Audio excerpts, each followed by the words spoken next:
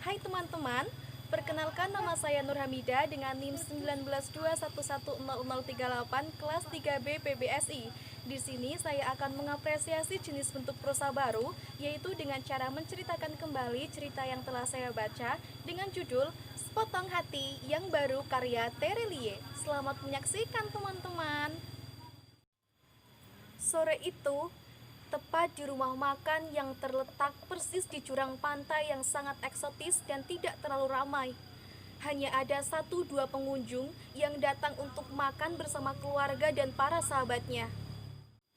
Alisa sengaja menelpon laki-laki itu untuk meminta bertemu kembali, tepat di tempat pertama kali ia mengenalnya dan tempat di mana ia membatalkan pernikahannya bersamanya dulu. Iya, di tempat itulah laki-laki itu dan Alisa kembali bertemu setelah 1 tahun lamanya mereka tidak pernah bertemu. Mereka hanya duduk saling berhadapan. Alisa menundukkan kepalanya dan laki-laki itu hanya memandangi ombak dari kejauhan. Tidak ada suara di antara mereka. Hanya canggung, malu, bingung, dan mau memulai dari mana untuk membuka sebuah percakapan di antara mereka. 10 menit berlalu, akhirnya Alisa pun berkata, dengan nada yang tersendat-sendat, maafkan aku. Aku minta maaf. Aku sungguh minta maaf. Laki-laki itu pun menjawabnya dengan bijaksana. Sudahlah, yang lalu biarlah berlalu. Sudah tidak ada yang perlu untuk dimaafkan. Meskipun kelihatan baik-baik saja, tapi sesungguhnya di hati laki-laki itu teriris sakit setelah apa yang diperbuat oleh Alisa 1 tahun yang lalu.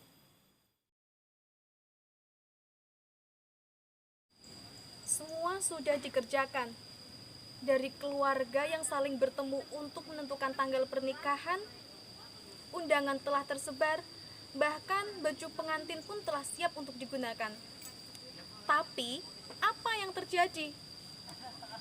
Alisa membatalkan pernikahan itu begitu saja. Ketika ia mengenal pria lain hanya dalam waktu 5 hari menuju pernikahannya. Hubungan yang hendak menuju halal seketika hancur. Entah apa yang ada di pikiran Alisa saat itu.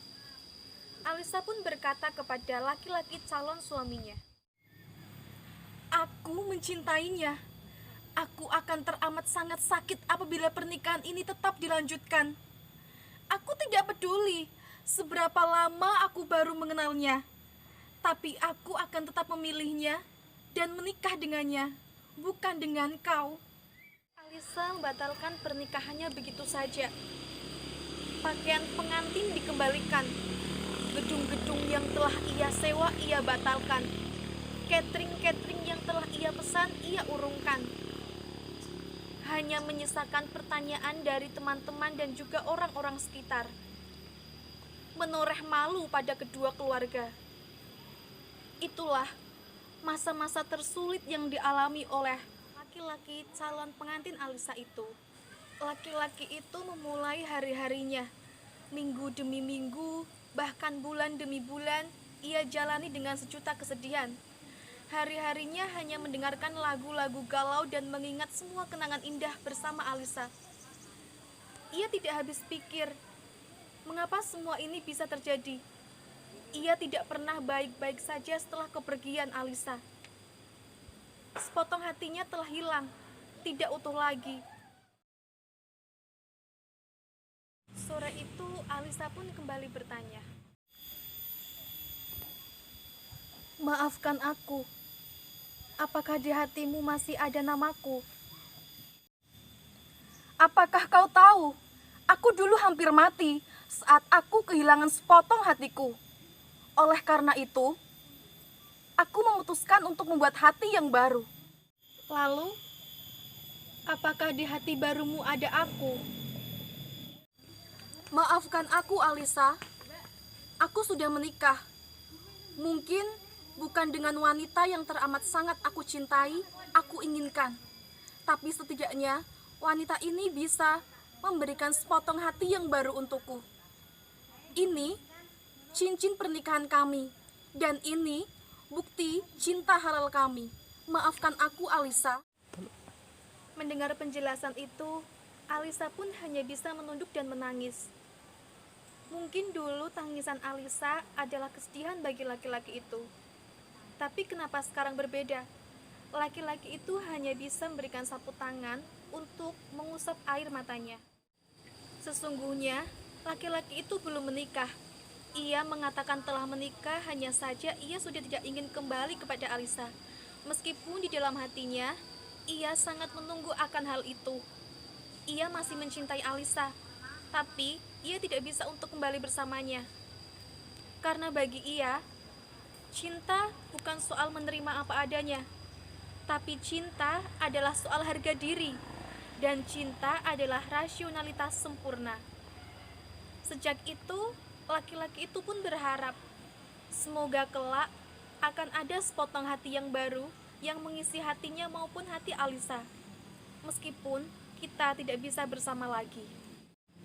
Oke teman-teman, itulah tadi cerita Sepotong Hati yang Baru karya Terelie. Selanjutnya saya akan mengomentari cerita tersebut. Cerita itu dituliskan dalam buku Sepotong Hati yang Baru karya Terelie ini menggunakan kalimat yang sangat mudah dipahami sehingga maknanya dapat tersampaikan kepada para pembaca. Di sini penulis juga menggunakan sudut pandang yaitu aku, di mana tokoh laki-laki itu sebenarnya adalah tokoh aku, di mana penulis seperti ikut dalam cerita tersebut. Namun saya menceritakan kembali menggunakan kata laki-laki itu dikarenakan biar pendengar bisa mudah untuk menangkap. Selanjutnya di sini penulis menggunakan sudut pandang yang ketiga yaitu Alisa.